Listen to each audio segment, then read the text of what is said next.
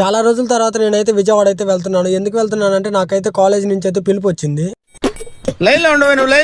విజయవాడకి వెళ్ళాలంటే మనమైతే కన్ఫామ్ గా అయితే పెట్రోల్ కొట్టించాలి కాబట్టి నేనైతే పెట్రోల్ అయితే 500 కొట్టించాను. ఫస్ట్ టైం నా బండిలో నేనైతే 500కి అయితే పెట్రోల్ కొట్టిస్తున్నాను.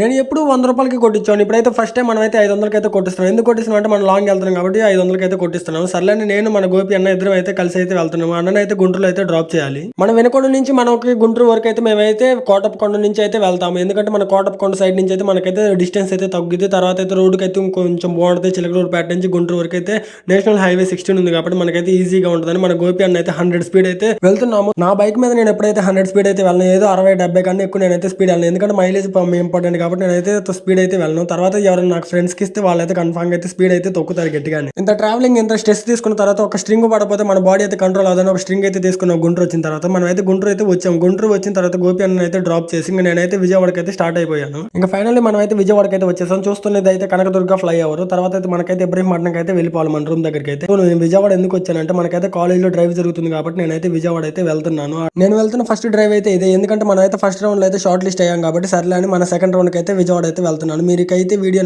నచ్చితే లైక్ కామెంట్ మన అకౌంట్ అయితే ఫాలో అవ్వండి.